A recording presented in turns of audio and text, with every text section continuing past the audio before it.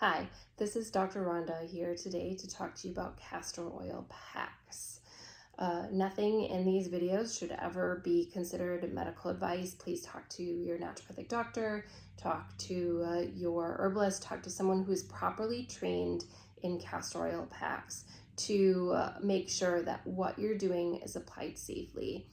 One of the things that stemmed me making a video talking a little bit more about castor oil packs is I had two patients in one day that listened to instructional videos on castor oil packs, and they both ended up having an adverse reaction to it. It's an oil, so you think that an oil from a tree is entirely safe, and it can be if it's applied safely, if you're using it wisely and you're following instructions of moderation and application.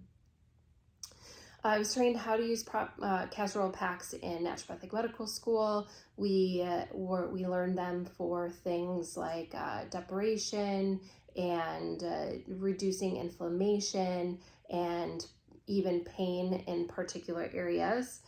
My understanding of where castor oil packs really became popularized was through the use of Edgar Cayce.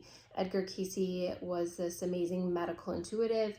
He would listen to his clients' concerns, lay down, go into a sleep-like trance, and come up with recommendations to use of more natural treatments that was curing the incurable. It was like cancers and muscular dystrophy and things that are still to this day considered medically, there's no medical treatment for, or uncurable type of diseases. So he would frequently recommend castor oil packs, and to my understanding, he still, or there is a company that is selling the majority or selling a lot of his mainstream recommendations and using them successfully in their practices or their lives. I think it's called Heritage, and you can go ahead and research that company. I have no affiliation to that company, but I have used their products and they have yielded success in different aspects of my practice and my personal life. So castor oil packs, I've seen them successfully used for menstrual cramps, to slowly release there being like buildups of toxins, but it hasn't been something that is like a night and day type of a difference. It's usually something that's soothing and being used over a period of time. Definitely being used in moderation.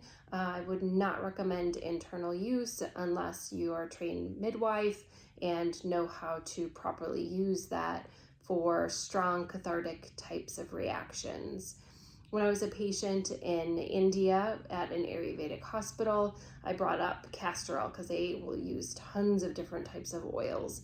And they said, yeah, castor oil is just one of the many oils being used, but we don't use it for pain. So that kind of opened up my insight to think more about, well, what is actually happening with castor oil? And I took my background in pranic healing to think about the color pranas that are infused in all of these different herbs and foods that we consume or we use for therapeutic intervention. And I really am starting to think, I can't validate, but I'm starting to think that there is a type of an expelling type of reaction with the castor oil. So if you're going to use that, then my suggestion would be, or my thoughts to you would be to be careful of prolonged use. So the typical castor oil pack application is no more than 30 minutes. So think about that. It's more of a sticky type of oil, so you may even want to wash it off. Falling asleep with it on, I know it's really comforting and really relaxing, but still there's caution with that. And think about anything that you don't want to have strong expelling type of reactions. So let's say your body's really, really weak and depleted.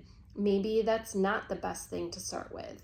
Maybe you don't feel strong enough, or you're really tired all the time. Maybe that's not going to yield a good therapeutic intervention. Maybe you are taking strong medications, and putting something like this on your liver is not an ideal type of situation. So, I would say that castor oil is generally recognized as safe, but pretty much anything on our food is generally recognized as safe. But we know that if we have too many beets, then that can yield a strong reaction too. So just be cautious. This is my message to you. Be cautious of your castor oil packs. Think about why you're going to be using them, and what is the point that you're going to be using them for? Where are you going to put it on your body? And is it okay to have an expelling type of reaction from that situation? And then think about, what are the results, and how can I tweak this to make it be more individualized and safe for me? Other than that, good luck. And if you are a patient of mine, you have further questions about your individualized type of care, feel free to reach out. And